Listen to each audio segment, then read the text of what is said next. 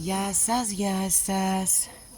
Εδώ πέρα είναι η άλλη ζαρδινιέρα μας, η μεγάλη, που θα φιλοξενήσει τις ντομάτες. Και εδώ τώρα, σε αυτό το βίντεο, θα δείξουμε όλα τα βήματα της προετοιμασίας που κάνουμε. Αφού λοιπόν βάλαμε γύρω γύρω αυτό το πλαστικό να κρατάει, αφού δέσαμε και αυτά τα στηρίγματα και τα βίδωσαμε βίδες, ήδη ξεκινήσαμε και βάλαμε κορμούς και κλαδιά ξερά που υπήρχαν στην αυλή. Τώρα από πάνω χρειάζεται πράσινα υλικά, γιατί αυτά είναι τα καφέ, και θα δούμε και τη συνέχεια.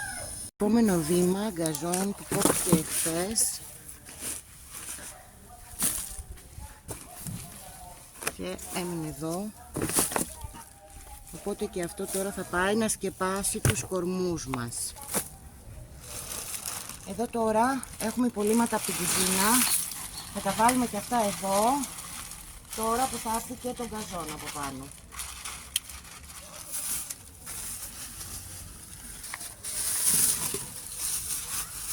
Και εδώ τώρα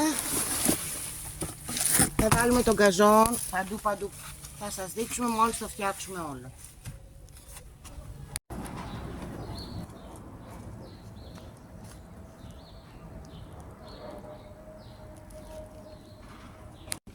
Εδώ είναι η μεριά του κήπου όπου είχαν πεταχτεί τα κλαδιά από τα κυπαρίσια και όλα τα υπόλοιπα κλαδιά. Χρειαζόμαστε αυτά για τις ζαρδινιέρες μας.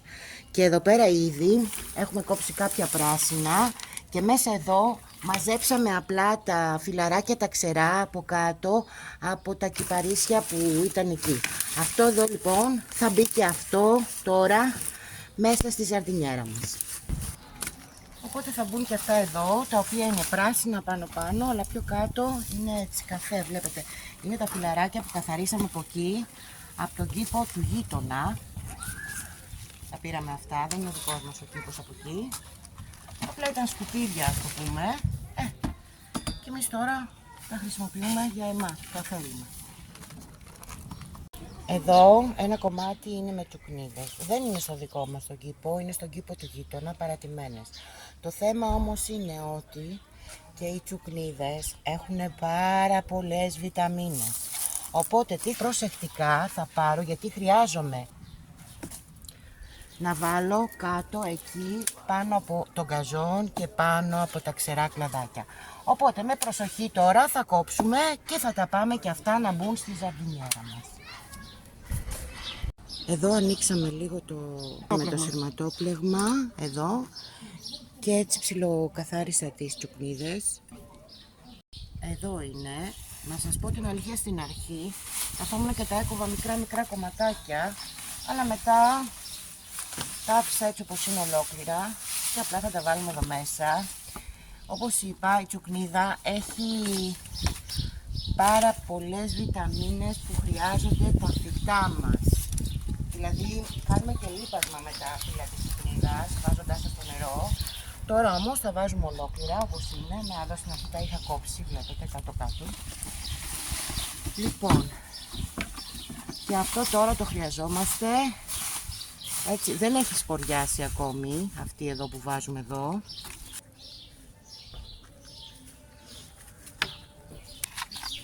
Τώρα θα συμπληρώσουμε χώμα από αυτό εδώ που είναι στη γωνία, το οποίο είναι ανακατεμένο και με γκαζόν.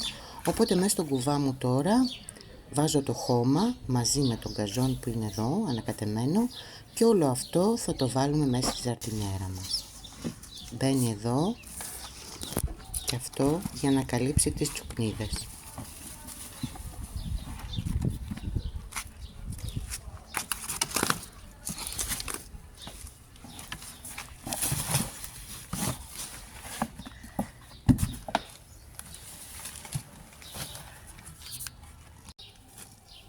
Βάλαμε αρκετούς κουβάδες από αυτό το χώμα. Το ισιώνουμε.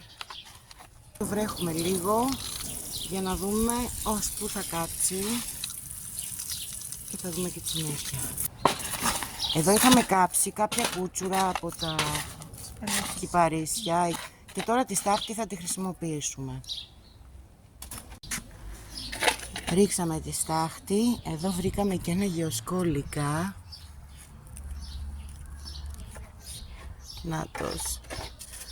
Οπότε μια χαρά θα ξεκινήσει να κάνει τη δουλίτσα του εδώ μέσα στο χώμα μας.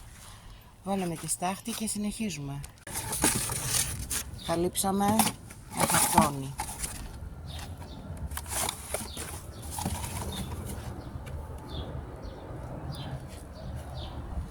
Από πάνω χρειαζόμαστε να βάλουμε κάτι πράσινο. Εδώ τώρα η επόμενη στρώση πάνω από το χαρτόνι.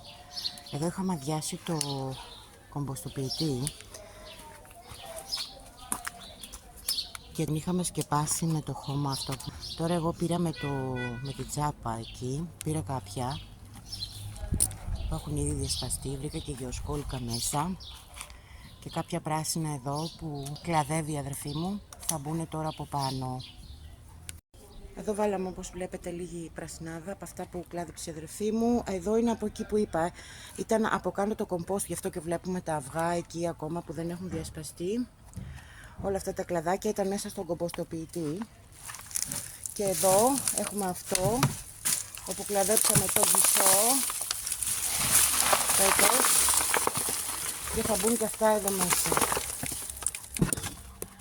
Να έχουμε ωραία φυτά γεμάτα βιταμίνες.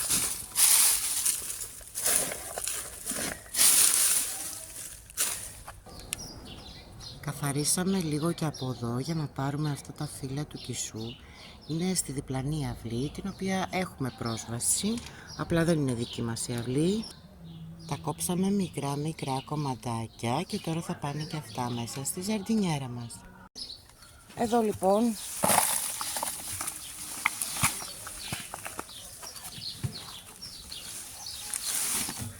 θα τα απλώσουμε τώρα.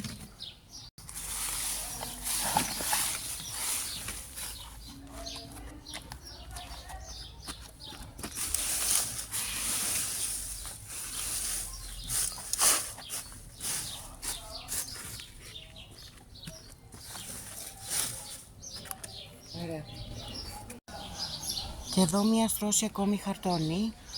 Από πάνω θα μπει το χώμα το καφέ.